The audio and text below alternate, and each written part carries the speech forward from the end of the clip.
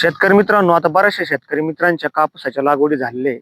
एक 10-10, 15-15 दिवस झाले. 8-8 दिवस तर निश्चित झाले बऱ्याच जणांच्या आणि पावसाची प्रतीक्षेत शेतकरी मित्र आहे आणि त्यावर बी लागवड करणार आहे. तर आपल्याला कापूस लागवड झाल्यानंतर आपल्याला पहिली फवारणीचं नियोजन करायचं आहे. 2026 ची कॉटनची आपण आता ही सिरीजच घेऊन आलोय. या सिरीजचा आपला उद्देश असा आहे, की आपण जे फवारणी करणार आहे, तुम्ही जे फवारणी करताय, की त्या फवारणीत आपल्याला पूर्ण बदल करायचा आहे. आपल्याला यावर्षी निश्चितच 2026 मध्ये 15 ते 20 क्विंटल हे टार्गेट गाठायचं आहे. तुम्हाला एक 4 फवारणी सांगणार आहे. एकदम आपलातून अशी त्या फवारणीचे रिपोर्ट राहणार आहे.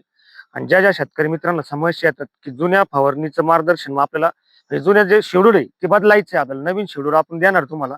प्रत्येक फवारणी प्रत्येक स्टेज वाईज देणार आहे. आता बघू शकता आता शेतकरी मित्राची कापूस ही साधारणपणे हे 15 दिवसाची लागवड झालेली आहे.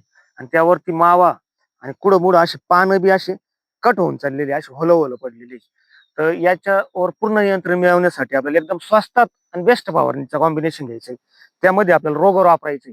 रोगर वापरल्यानंतर आपला सगळा मावा आणि जी पानं वगैरे कट होतात ते सगळ्या किडी जमिनीवरच्या सगळ्या मारणार आहे. एकदम स्वस्तातला असं एकदम छान असं कीटकनाशक आहे.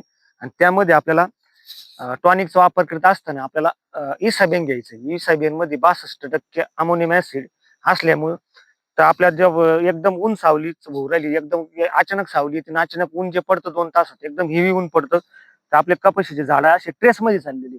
तर अमोनियम ऍसिडची फवारणी केल्यानंतर निश्चितच ट्रेस आपला निघणार आहे. आणि त्यामध्ये बुरशीनाशक वापरत असताना आपल्याला साप पावडर वापरायची. तर साप पावडर वापरल्यानंतर आपल्या प्लॉटवर जी बुरशी आली ती सुद्धा एकदम व्यवस्थित म्हणजे बुरशी मुक्त प्लॉट होणार आहे. त्याच्यामुळे आपला प्लॉट हा एक निश्चितच 15 ते 20 दिवस आपल्याला कुठलीही फवारणीची गरज पडणार नाही. रोगर वापरत असताना 1 लिटर पाण्याला रोगर 2 ml वापरायचंय. इसाबीन वापरत असताना 1 लिटर पाण्याला इसाबीन 2 ml आणि साप वापरत असताना 1 लिटर पाण्याला साप हे 2 ग्रॅम घ्यायचंय. अशा पद्धतीने दाटाची फवारणी करा हँड पंपनी. निश्चितच एकदम जबरदस्त रिपोर्ट आलेला तुम्हाला पाहायला.